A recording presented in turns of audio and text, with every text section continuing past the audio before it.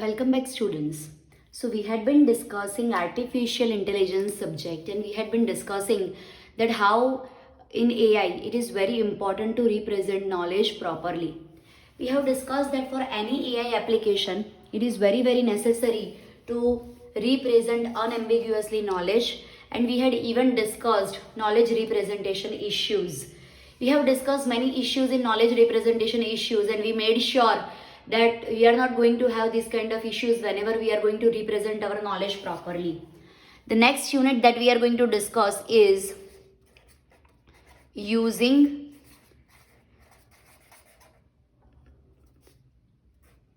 predicates. Using predicates. So next unit which we are going to discuss is using predicates. Now as we have discussed a lot in lab terms also, we are a lot clear about the word predicate. Yet we can say that a predicate, this word can be used for procedure. Also this word can be used for relationship. Also this word we can say in generalized it is used for a general word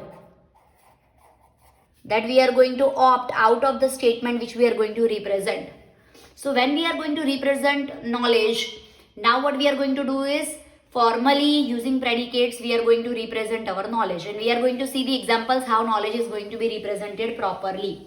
Okay, so what all operators we can use for representing knowledge? So let me list them one by one. The first operator which we are going to use is implication. The second we are going to use is not. The third we are going to use is or. The next we are going to use is and. The next we are going to use is for all. And the next we are going to use is there exist. So how we are going to use all these operators? So implication. What this operator does, whenever I write x implies y, it is used like if x is true then and then y is going to be true. So this is called implication. We have used implication many times in mathematics, and in similar way implication is used in predicate logic also. The second is not. The meaning of not is when I write not x, whatever is the value of x, it is going to refute it. Means if x is true, it will return you false. If x is false, it will return you true. So whatever is value of x, it is going to reverse that value. So not is used for negation purpose. Next is or. We all know what is why or is used. For example, you have to say either x or y. In that case, you can write it like x or y. Now how OR operation works, we all already know that if suppose you are having a OR between x and y, then what is going to be value of x or y? So we know how truth table works. So it is something like this. So 0 is used for false and 1 is used for true. So if x and y both are false, then x or y is also going to be false. If both are true, then x or y is also going to be true. If one of them is true, then or is going to return you true. If one of them is true, or is going to return you true. So this is how or works. The next operator we have is and. So and means whenever in any statement you have something like a predicate x and a predicate y. In that case you are going to use it like x and y. Now and uses differently than or. So what we are going to do over here, if suppose you have x, if suppose you have y, how x and y works? So once again, if we depict the same values and we see how it is working, then if both are false, then and is going to return you false. If both are true, it is going to return you true. If one of them is true, it will return you false. Why? Because if one of them is false, the answer is going to be false. 1 multiplied by 0 is 0. 0 multiplied by 1 is 0. 0 multiplied by 0 is also 0. Only 1 multiplied by 1 is going to be 1. So this is how AND operation works. Now what is this? This operator is called for all. So this is read as for all. Means if I am making any statement for all, let us say for all dogs. In that case I'll say for all x, where dog x. X is a dog. So for all means we are talking about all instances of a particular entity or object. Now this is called there exists. So that this can be read as there exists. So what there exists means when we are talking about any specific instance of object, not all object, but a specific instance of the object, in that case, there exist can be used. So there exist is used for indicating a specific instance of the object, not all the objects. Okay, a little clear how these operators are going to be used. As we'll see examples, it is going to be more and more clear. Now let us see a few statements, and for them we'll try to write down predicates. Suppose a statement says, it is raining. So what is over here the generalized word? Raining. Okay. So how we can write a predicate for this? We can simply write raining. See, over here we don't have any specific value, and hence we are not going to write something like raining in bracket and pass argument. No. So when we have very generalized statement like this, we are not going to have brackets or arguments passed to it, because there is no specific value which we are going to pass to it, and hence we will just write raining. That's it. Okay. Suppose you will say, it is sunny. It is a sunny day. In that case, you can simply write down it like sunny. No argument you are going to pass, no brackets you are going to make, and so on. Suppose you will say that it is raining, then it is not sunny. Statement says, if it is raining, then it's not sunny. So how you can write this in predicate logic? So simply what we are saying over here is, if you have raining predicate true, it implies, means if raining is true, it means it is not sunny. See, it is, you are using over here the word not, and for implying not, what we write is negation. So if it is raining, then it is definitely not sunny. Okay, so this is how you are going to write down the predicate for it is raining, then it is not sunny. Okay, suppose we are interested in writing something like this. Okay, suppose we are interested in writing Socrates is a man. Socrates is a man. Now we are not aware what kind of predicate we should be choosing. So we are going to make, we are going to write trial and error ways. Okay, so I may write something like Socrates man. Okay, so this is a valid predicate. This is also valid predicate where I don't have any brackets, where I am not passing any value. Okay, now suppose I am making a statement like Pluto is a man, and I have to write down predicate for this. Predicate means generalized word or relationship, or we can say procedure. If I have to write it for that, how I am going to write it? Pluto man, for example. Okay, now after writing this, if you have to infer any information out of this, it is going to be very difficult, because both are conveying different kind of information, and yet there is something common between them. You are talking about a generic term man, but yet you don't have any way how you can relate both. Okay, relating both is no way possible. So both can be rewritten. So how we are going to rewrite them so that a generalized information can be obtained? So this can be written as man in bracket Socrates. See, over here in predicate logic, we are freely going to use capital letters, unlike prologue. So please don't confuse between predicates and prologue terms. In prologue, whenever I will write capital letter, it is going to indicate variable, but it is predicates, and hence I will be using freely capital letters for indicating my predicates, also for passing arguments. So don't consider it that it is like prologue where capital letter is going to indicate variable. Okay, so once again, man in bracket, what is the specific value? Pluto. So Pluto. Okay, so this is how we are going to write predicates for these two statements. Okay, all men are mortal.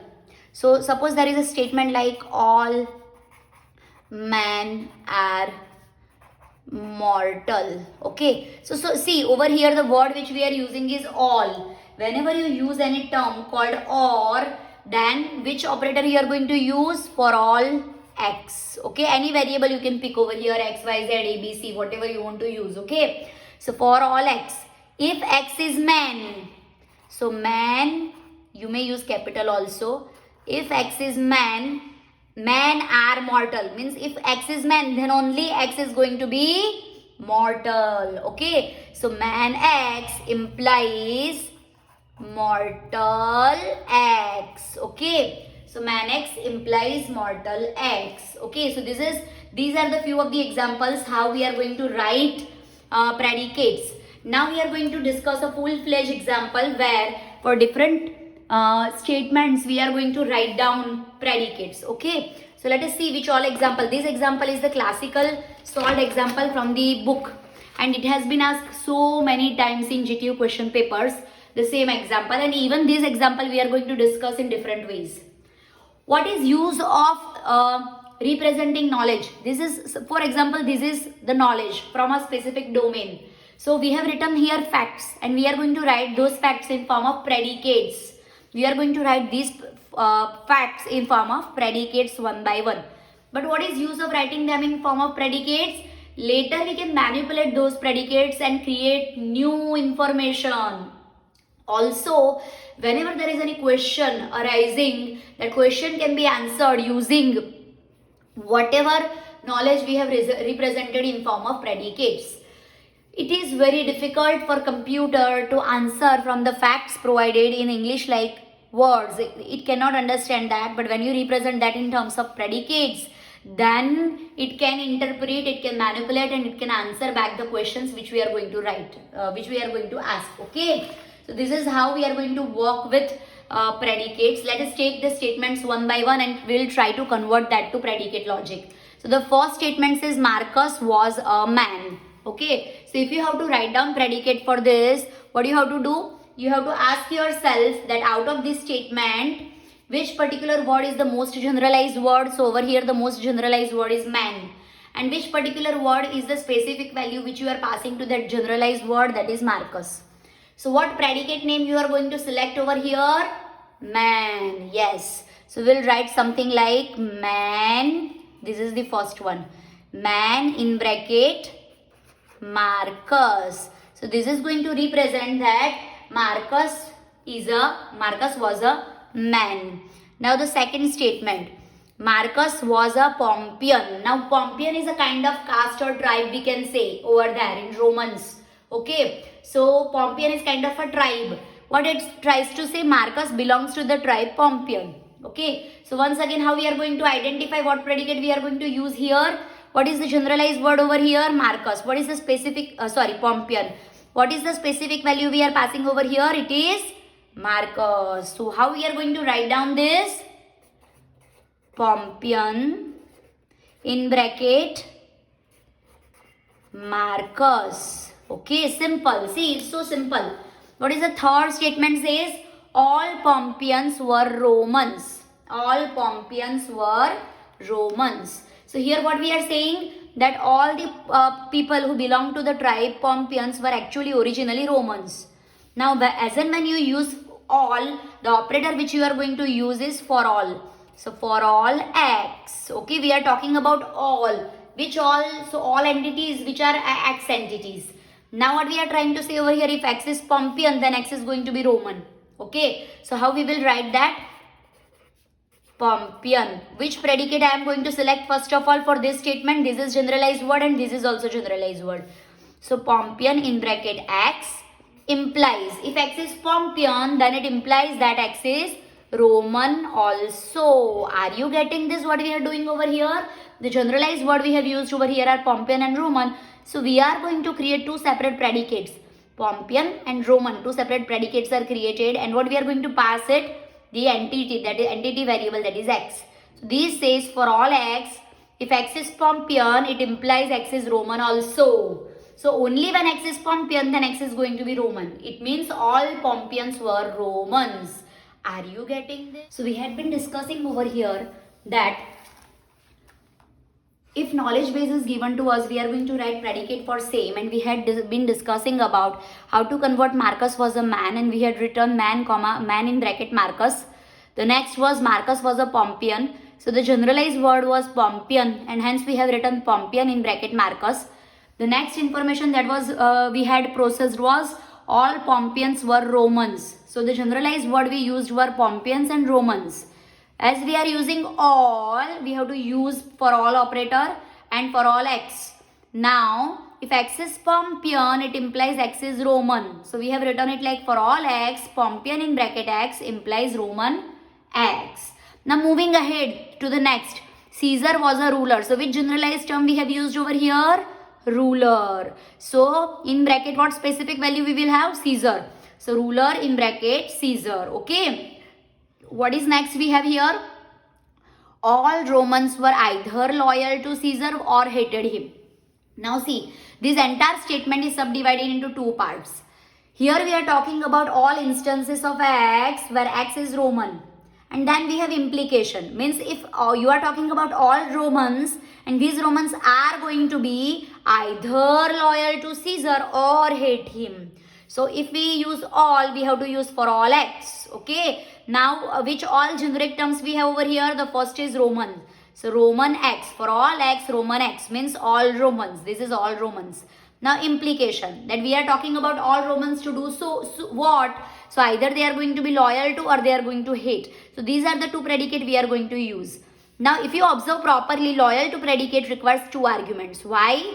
Because loyal to indicates loyalty of someone to someone. Similarly, hate requires two arguments. Someone hates some other person. So here we will write like for all X, Roman X implies loyal to X, Caesar and hated also X, Caesar. X, Caesar. Now as we are saying or, we have used over here or operator. Are you getting this? So as per the statements what we have done? For all Romans means for all X, Roman X implies loyal to X, Caesar or hated X, Caesar. What is the next statement? Everyone is loyal to someone. Okay. So see over here we are talking, see everyone, that is generalized term, and someone we are talking about some specific person. So for everyone we have used for all and for someone we have used there exist because it is talking about specific instance. Okay. So everyone, for that we require one variable and someone, for that we require one variable. Okay. So how we are going to write this? For all X. So this is everyone. Okay. Now someone means there exists Y. This is the second variable. For all X there exists Y. Everyone, someone. Everyone, someone. For all X there exists Y such that everyone is loyal to someone. So which generic term we have over here? Loyal to. So everyone is going to be loyal to. But whom they are going to be loyal to? Some specific person. So the predicate loyal to will have two arguments. Which will be first argument? Everyone. Everyone means which variable? X. And they are going to be loyal to whom? Someone. For that we have used there exist operator and hence which variable we have used? Y. See, it's so simple. Everyone is loyal to someone. Okay. So this is how we have written that. Let us write the next two statements. Okay. So moving ahead, the next statement, that is statement number 7, which we are going to write here. As it is not visible here, I am going to write that statement once again. That 7th statement says people only try to assassinate rulers they are not loyal to. Please pardon my bad handwritings. I am trying to be as good as possible, but then still it is difficult to read, so pardon that. Okay, so what this statement says, people only try to assassinate rulers they are not loyal to, and we have to write the predicate for this. Okay, fine. So what all information we are getting out of here? We are talking about people. That is the first generic term we have over here. Only try to assassinate. So assassinate means kill, try to kill someone. So again a generic term. Then next generic term is rulers you are talking about. And next generic term you have is loyal to. So what information you are parsing over here? You are talking about some people X. You are talking about some ruler Y.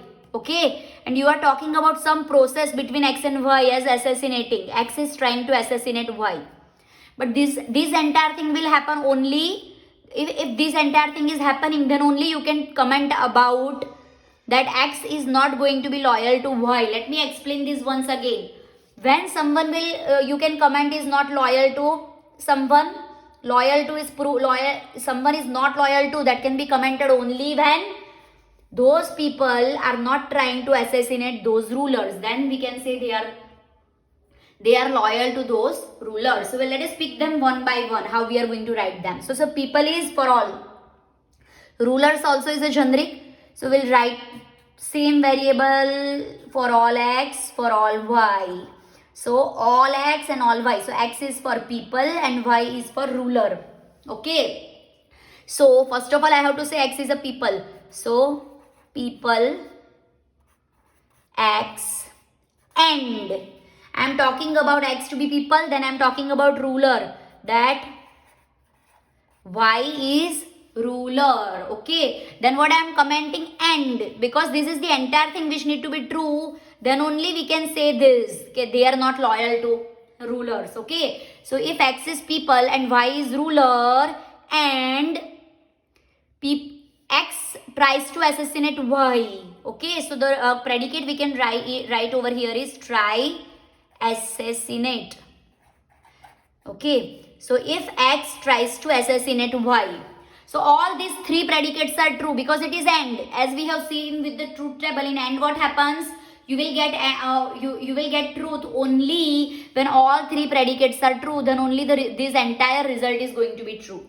Okay, so if X is people, Y is ruler, and X tries to assassinate Y, then you can comment implies they are not loyal to. What is keyword over here that you need to focus is not and loyal to. So which predicate you will use over here? Loyal to, but not associated with it. So not loyal to. Who is not loyal to whom? So X is trying to assassinate Y. Hence, X is not loyal to Y. So we will write over here X comma Y. It's simple, right? So for all X, for all Y, if X is people and Y is ruler and X is trying to assassinate Y, it implies that X is not loyal to X comma Y. Are you getting a little what I am trying to explain? Let us move ahead and discuss the next term over here, that Marcus tried to assassinate Caesar. Marcus tried to assassinate Caesar. Now see over here, which is the generic term that we can use as the name of the predicate, assassinate. Who tried to assassinate? Marcus. Whom he tried to assassinate? Caesar. Okay, so simply this can be written as try assassinate. That is the predicate we are going to use. Who tried? Marcus. Whom he tried to assassinate? Caesar. Simple. See. Okay, so this is how we can write all the predicates. Now once all the predicates are written, what you can do is you can reply, process it, you can manipulate information, and you can even return the answers. For example, you are going to ask question like, was Marcus loyal to Caesar? If this is the question, then how you can answer using your fact base. So basically there are two ways how question can be answered, chaining and resolution. Okay, now chaining can be done two ways, forward chaining and backward chaining. So in forward chaining, what we are doing, we are using facts. Forward chaining will start with different facts and we will try to prove goal. Okay, that is called forward chaining. What is backward chaining? We will take the goal, that is question which we are asking, and we will keep on using facts, and we will ultimately prove that what facts are available and hence it is true, and the answer is given, answer is provided. So this is backward chaining. Start from goal, keep on using facts and prove the answer of the goal or question. So basically any question in knowledge base can be answered in two ways. The first approach is called chaining. It is subdivided into two parts, forward chaining and backward chaining. In forward chaining, we will have different facts. We'll keep on using facts till we can answer the goal, that is question. In backward chaining, we'll start with the question. We'll keep on substituting different facts and try to support the answer with the facts available. The next method which is available for giving answer and which is the most popular method is called resolution. In resolution, what we are going to do is just predicates are not enough. Whatever we have written right now, that is enough for chaining. For forward and backward chaining, it is enough to write predicates. So this will work with predicates. But for resolution, what you require is CNF, conjunctive normal form of the statement should be written. So for applying CNF, what we have to write? First of all, we will have facts. We will convert facts to predicates. Then we will convert these predicates to conjunctive normal form. And after that, we can apply this resolution. So that is the entire form. Resolution is providing answer to the question by negation. We will see this. This is very, very interesting. In GTU question paper, there will be 7 marks question. Either you have to apply, mostly the most common questions are either apply backward chaining or apply resolution and identify what is question's answer.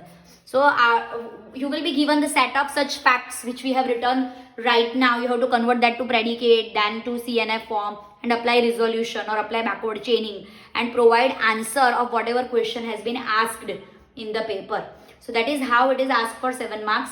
Now what is a good thing over here? That there are fixed set of statements, fixed set of knowledge base which are available, and out of that only they are going to ask you one of them. So we are going to try solve all those examples which are probable to be asked or which may be asked, or that you can practice. And even without those questions, whatever extra questions we can solve, we'll try to solve that. We will have facts, we'll convert to predicates, we'll convert to CNF and apply backward chaining and resolution both. Okay, so right now we are going to provide answer to the question which I have asked over here, that was Marcus loyal to Caesar. Okay, so let us try to prove that. Was Marcus loyal to Caesar? So for doing that, first of all, you have to write down all the predicates at once. Okay, so let me first of all write down all predicates at once. So the first predicate was man Marcus, that we had written. The second predicate was Pompeian Marcus. Okay, the next predicate, third predicate was for all x, Pompeian. X is Pompeian, it implies x is Roman also. So Roman x. Okay, the next was ruler Caesar. Caesar is a ruler. The next was for all x, if x is Roman. So Roman x implies, Roman x implies loyal to x comma Caesar or hate x comma Caesar. Okay, so that is the next statement. The sixth statement we had was for all x there exists y, everyone is loyal to someone, loyal to x comma y. The next statement said for all x, for all y, people x and ruler y and try assassinate x comma y. It implies not loyal to x comma y. And the last one that we had was try assassinate Marcus comma Caesar. Now what we are going to do over here, we are going to prove this with question. We are going to answer the question. What was the question? Question was Marcus loyal to Caesar? So how we are going to answer this question? We are going to answer this question First of all, we'll write this question in the predicate form. So loyal to, in bracket, Marcus, comma, Caesar. Okay. Now after writing this, what we are going to do? See, from these predicates it's apparent that Marcus was not loyal to Caesar because it assassinated him. What we are going to prove here that Marcus was not loyal to Caesar. As it is apparent that Marcus was not loyal to Caesar, we will try to prove that only. Okay, so we will try that our facts are supporting this. So finally we can say that what we are trying to prove is right. Okay, what approach we are using over here? We are using over here backward chaining. So what happens in backward chaining? You start with the question. So this is our question or goal. So we'll try to support the question or goal with the facts we already have. So try to search this on right hand side of the predicates we have already written. So try to search not loyal to Marcus, comma, Caesar, or variables along with variables not loyal to on right hand side. So you can observe over here in 7th, not loyal to x, comma, y. Okay. So if you apply that over here, the 7th, you will apply over here, the values that you can associate over here to x and y are x is Marcus and y is Caesar. If you apply these values, then the whole statement left hand side means this question implies this. So you can go in backward chaining means if this is satisfying as a right hand side, so you can replace it by the left hand side of the predicate you already have. Are you getting what I am trying to say? What is backward chaining? This is given to you. So try to search on right hand side. Either it is available as a fact, standalone fact, or it is available on right hand side of any predicate. If it is on right hand side of any predicate, if you match them, then what is going to be value of x, what is going to be value of y, and associate, replace that by the left hand side. So what we are going to have over here? People, x. So x is Marcus. So people, Marcus. Okay. And ruler, y. So ruler, Caesar. Okay. What is next? Try assassinate. Okay, try assassinate x, comma, y. So try assassinate x, comma, y means Marcus, comma, Caesar. Okay, so that is what we are going to do over here. So replacing left hand side with the right hand side and replacing the value of x and y also. So we are getting this. Now let us see whether the facts are readily available to say this. So first of all, let us focus on people Marcus. Do you have people Marcus? We have man Marcus but no people Marcus. Move ahead, ruler Caesar. Do you have ruler Caesar? Yes, the fourth one. So if you support fourth one, according to fourth one, ruler Caesar is available. It is true. Okay, so what is remaining? These two are only remaining. So I will write that. People, Marcus. Whatever is true, we won't write over here because it is true already. It is written in U1. So we will be focusing on the remaining two only. So try assassinate. Okay. Marcus, comma, Caesar. Okay, fine. Now try and search. This is not available, but try assassinate Marcus, comma, Caesar. Okay, yes, it is available as 8. So if you apply 8 over here, then this is also true. So what is remaining? People, Marcus. Now what is problem over here? You don't have any predicate which is telling about what is people. We only know that man Marcus. But inherently we know that man is people also. So if you want to answer this question, you have to add the 9th predicate over here, that when we are talking about people, we are talking about man also. So we need to talk about for all x. If x is man, it implies x is people also. This statement, all men are people. We have to assert all men are people. If you assert that, then only we can answer this question. So for all x, if x is man, then x is called people also. Now if this is available, now we can solve this. People, Marcus. So people will match over here with the 9th term. So if you use this and you move ahead, replacing x with Marcus. Now what you have? If you replace this x by Marcus, then what you have over here? people, sorry, man Marcus. Okay. Now once again try to search man Marcus is available someone. Yes, it is available as the fact number 1, readily available. Hence, according to fact number 1, it is true. And so we can say over here that not loyal to Marcus comma Caesar is proved. Okay, so finally we could prove and we could read to true. We could reach to true, and hence we can say Marcus was not loyal to Caesar. Marcus was not loyal to Caesar. That is our answer. Are you getting this? So how we have processed this entire question over here? So how the artificial intelligence is going to give your answer on behalf of you? It is going to first of all provide you certain facts. You will write those facts in terms of predicates.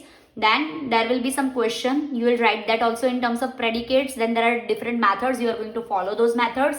And following those methods, you will be able to get the answer. We are going to solve further more examples of writing facts in terms of predicates and then answering the questions in coming lecture. Right now, we are going to move ahead and discuss one more characteristic. That is how we can write down the predicates in more general form, in the form of instance and isa. Okay, so let us discuss that. Then more examples we'll be discussing later about how facts can be written in terms of predicates. Okay, so let us take this. For example, these are the predicates which have been provided to us. What we have to do is we have to represent them in form of instance and isa. So first of all, we are going to only focus on instance relationship, then we will focus on isa relationship. Once again, if we need to remind what is instance, what instance means, if I have a set which says x, y, z are part of it, I can say x is instance of this set. Let us say the name of the set is A. Then x is instance of A. So instance means membership. So instance indicates membership, in class membership. Okay, what is isa? Suppose your set x A says xy and set B says has the value x y z a. Then we can say A is subset of B. A is included inside B. All the members of A are already available in B also. So A is subset of B. In this case, we can say A is a B.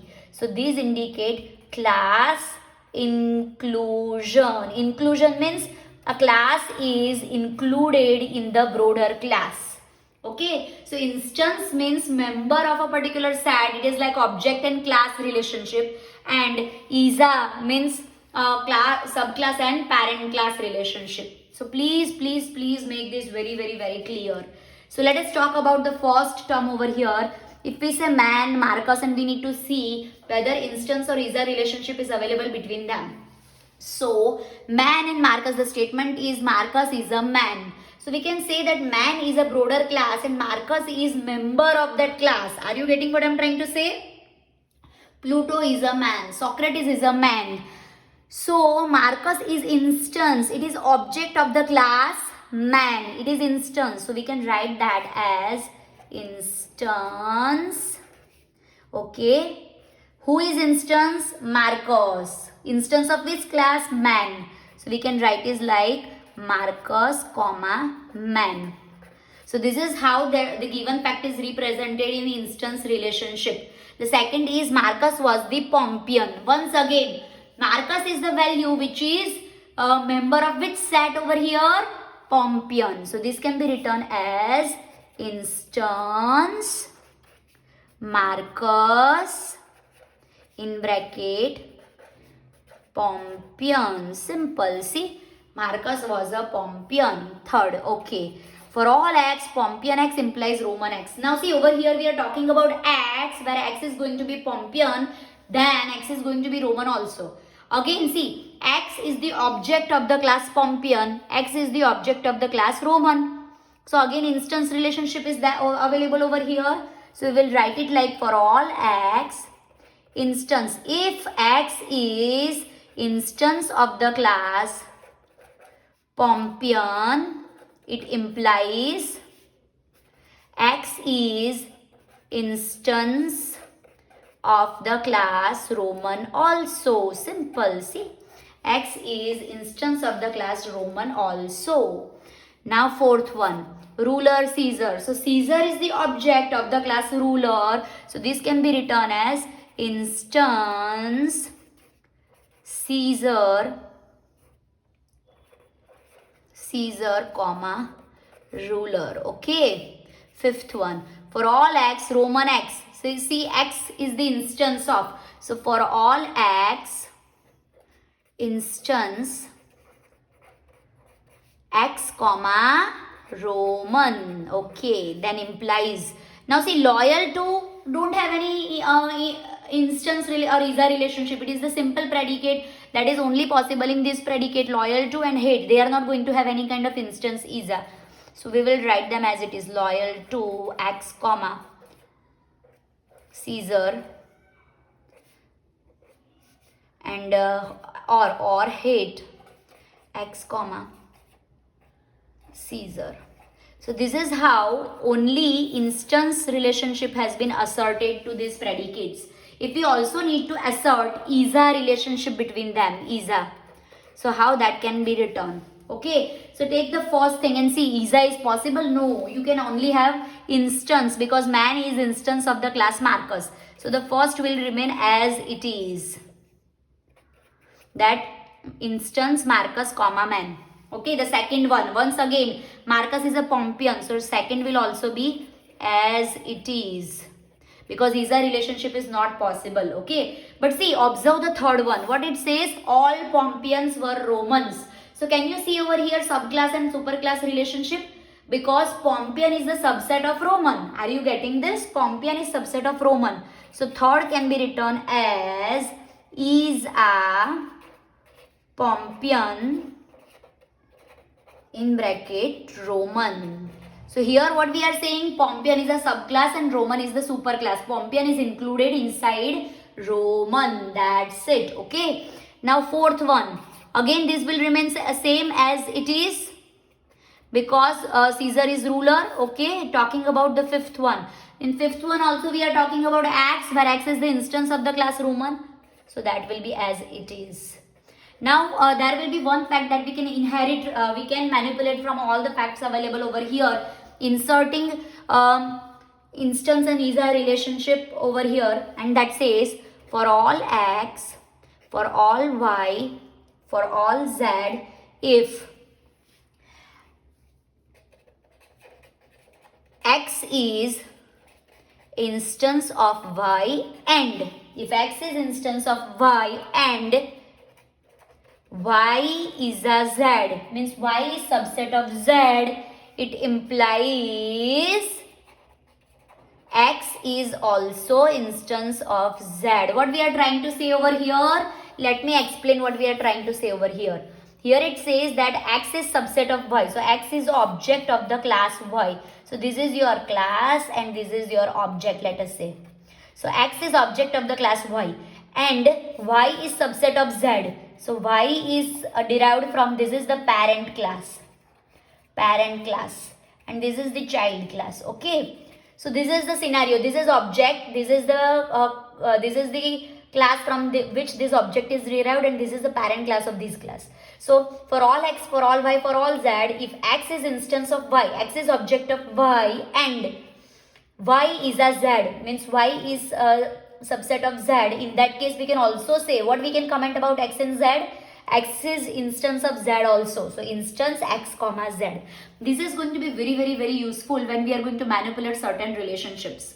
So this is how you can convert your facts into instance and is-a relationship, but we are seldom going to do this. In most of the examples which we are going to solve, considering the practical application or considering the GTU scenario, you are not going to convert that to instance and is-a.